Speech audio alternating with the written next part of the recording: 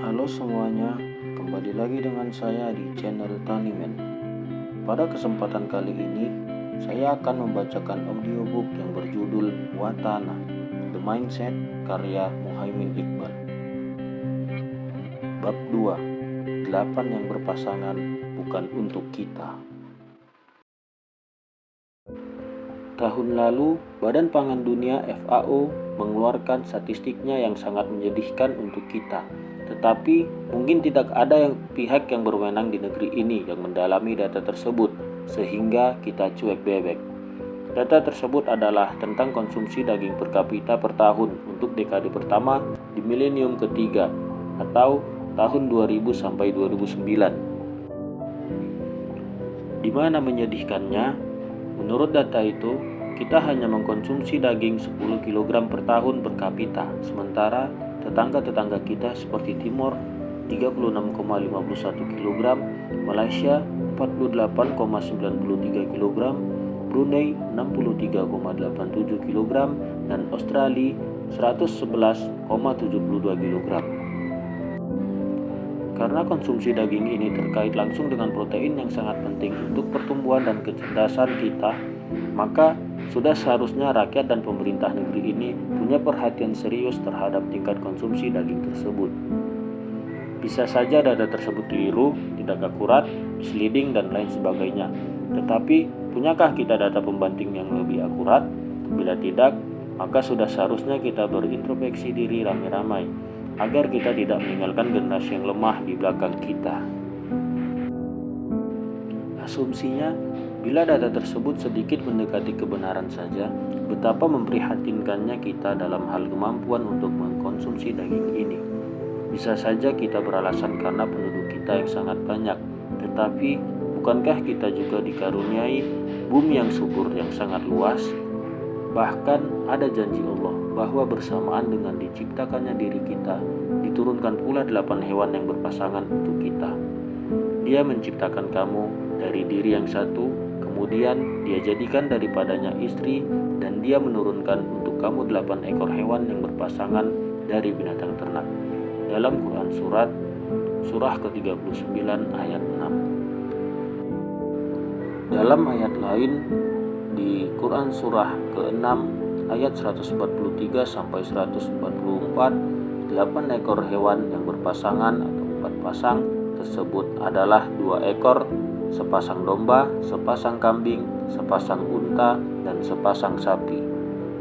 Dari ayat-ayat tersebut, saya menangkap satu pesan yang sangat jelas, bahwa sesungguhnya disediakan sumber-sumber daging yang sangat cukup untuk kehidupan kita di bumi ini. Disediakan olehnya dalam pasangan-pasangan untuk menjamin kelangsungan keturunannya, untuk sejalan dengan pertumbuhan kebutuhan manusia yang menjadi sangat banyak. Jadi, jumlah penduduk yang banyak tidak bisa kita jadikan alasan terus kita tidak bisa makan daging yang cukup. Lantas mengapa kita tidak atau belum mampu mengkonsumsi daging yang cukup seperti negeri-negeri yang lain? Barangkali kita belum melaksanakan perintahnya untuk memakmurkan bumi ini, seperti dalam Quran surah ke-11 ayat 61. Padahal semua resource-nya ada di kita, dan petunjuk cara-cara memakmurkan bumi ini juga begitu jelas dan detail. Ilustrasi berikut menggambarkan bahwa 3 komponen untuk memakmurkan bumi, bahkan dari kondisi ekstrimnya atau bumi yang mati pun, semua ada di kita. Biji-bijian, hujan, dan ternak semuanya ada. Bahkan dari 4 pasang hewan ternak yang disebutkan di Al-Quran tersebut di atas, 3 diantaranya yaitu domba, kambing, dan sapi sudah sangat familiar di kita. Sedangkan untuk unta, hanya karena kita belum mencobanya saja sehingga terasa asing. Terpadunya petunjuk untuk menggunakan ketiga unsur tersebut dalam memakmurkan bumi dapat kita lihat di ayat berikut. Dialah yang telah menurunkan air hujan dari langit untuk kamu, sebagiannya menjadi minuman dan sebagiannya menyuburkan tumbuh-tumbuhan, yang pada tempat tumbuhnya kamu menggembalakan ternakmu. Dalam Quran surah ke-16 ayat 10. Sangat besar kemungkinan kita tidak bisa makan daging secara cukup tersebut karena kita meninggalkan petunjuk yang sangat jelas tersebut. Kita punya hujan banyak, tanaman hijauan pun juga masih sangat banyak, tetapi siapa di antara kita yang masih menggembala ternaknya? Dari pengalaman kami beternak kambing dan domba 5 tahun terakhir ini, kami belajar bahwa ternyata menggembala inilah kata kuncinya. Tidak heran mengapa seluruh nabi juga menggembala kambing. Dengan menggembala, bukan hanya kita bisa memberi makan ternak kita secara murah, tetapi juga mempertahankan kesuburan lahan melalui kotoran ternak yang menyebar.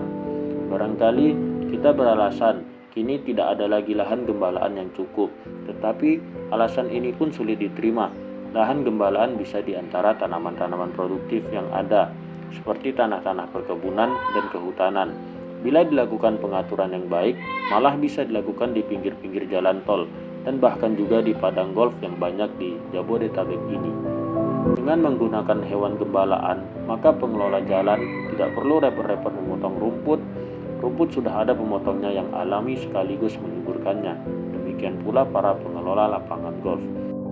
Intinya adalah tinggal faktor kemauan kita untuk berpikir serius dalam mengatasi ketimpangan dalam konsumsi daging yang bisa melemahkan generasi tersebut di atas.